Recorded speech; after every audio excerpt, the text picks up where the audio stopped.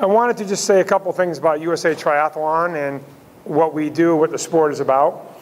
Before I do, I want to introduce the new president of the board of directors in Colorado Springs of USA Triathlon from Springfield, Virginia. And he and I actually helped create and found the Mid-Atlantic Regional Federation some 17 years ago, Bob Wendling. And if you'd like to meet Bob, talk to Bob about the sport, he'll be at our Mid-Atlantic Regional booth, which is as you walk down the stairs, you'll be facing the booth as you walk out into the hallway there and into the exposition hall. USAT is divided up into 10 regions. We're the Mid-Atlantic region. We're fortunate in many ways because of geography, among other things, that you can do races in one state on Saturday, maybe in some cases another state on Sunday. Travel is much easier than getting around California. In 6 hours, you can cover 6 states in Mid-Atlantic, and in 6 hours, you can go from Northern California to maybe Southern California. So we're in a very unique region geographically. We have the highest number of annual members in USA Triathlon, over 23,000.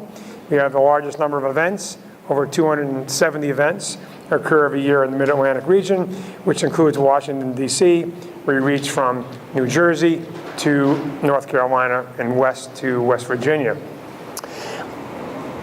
Each of the federations, the regional federations that is, or in councils, are allocated monies derived from us, dues-paying members, to provide programs for our membership within the region. And I just wanted to go over a couple of the programs that we have here and encourage you to get involved with any of them that may be occurring in your community. Go to our website at USAT-MA.org. Look at our website, see who the board members are and how you might like to help out and participate in some of these worthwhile programs, or perhaps someday run for a board seat or serve on one of our many committees. One of the biggest things we do, of course, is support this expo and our several regional championship events. We have over 10 regional championships throughout the season. We support those by not only manning some of the events and staffing them, but also financially supporting the regions as well. This year, the big event of the year is the club championship, and it'll be at Rockets Landing, and our good friend Lori Mayor in Richmond Multisport, I believe it's in August. We also have a big collegiate program as well to support collegiate athletes within the region with collegiate cash awards. This year, our collegiate championship will be at Naylor's Beach Triathlon in Virginia, again hosted by Richmond Multisport. We recently formed a women's commission, and Michelle Redrow from New Jersey is heading that up. We have several different women's initiatives, so if you are female and you'd like to get involved with the regional women's activities, again, go to our website and check out Michelle Redrow and send her an email and tell her you'd like to help out. We've also, among the monies that we get and disperse, are some other very interesting programs, one of which is the program we've had a couple of years now called Tri Unify.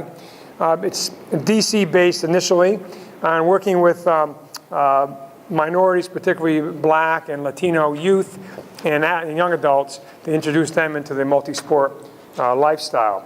We also have an organization called the Pennsylvania Center for Adaptive Sports Para-Triathlete Program. If you don't know what para-triathlon is, it's basically people with disabilities. Most typically, you'll find them with either one arm or one leg, seeing them race at events. We have a program that we're working with this adaptive sports group in PA to help provide increased numbers of para-triathletes at events, but also to help fund the purchase of wheelchairs, racing wheelchairs and racing cycle chairs. We also have a new event this year that we're working with called Swim for Smiles. It's a youth-based group in North Carolina to encourage youth in not only swimming, but also into the lifestyle, as we call it, of triathlon. Some would call triathlon a sport. Many probably would. We don't call it a sport. We call it a life endeavor and a lifestyle that you gravitate into, because we sense that most people probably somewhere in their life have probably gone in a body of water and maybe did what they called at that time swimming. Some have ridden a bike at some point in your life, and most of us have walked around or jogged or gone up and down stairs. So in effect, we've probably all been triathletes all our lives, just never knew it. So this is a lifestyle that we are here to foster. We also work with a group in Philadelphia called the Cadence Cycling Foundation, and they're also working with kids, introducing them to cycling events and the active sport of cycling. Of course, for now, this is, I believe, our 6th year funding an event and a program in D.C., Washington, D.C., that is called Achieve. And Chuck Brodsky and group helped create that program many years ago, again, to work with inner city youth and, again, introducing them to the multi-sport lifestyle, and also what it means to be healthy and fit and begin to make some healthy choices. That program has now given birth to a second program in Houston, Texas, and I'm told a third program is in the works, possibly in Philadelphia. Of course, we have a regional development coordinator that helps to seek out youth and junior talent in the region, and that's a robust program that we fund and USAT funds as well, to identify young athletes who have aspirations to go further in their athletic careers. And along with that, now we have a youth liaison as well to work within the youth genre as well to, again, shepherd young individuals to create themselves a scenario where the lifestyle of triathlon becomes part of their life, and they can aspire to the junior ranks and maybe someday into the Olympic sport ranks and maybe one day Team USA. We recently brought on board Kate Thomas. I don't know, is Kate here? Kate is our new regional administrative coordinator, and she's been working diligently with us on the board to make sure we keep our I's dotted and T's crossed. And also Tara McCarthy from USAT is our liaison to the national office. So in short, we've got a very active region, many programs, among what we think are the best in the country, and we encourage you to step up and volunteer when you can. It doesn't take much time per month. A couple hours a month is all it takes, really, to get involved, to support a lifestyle that we all love and enjoy.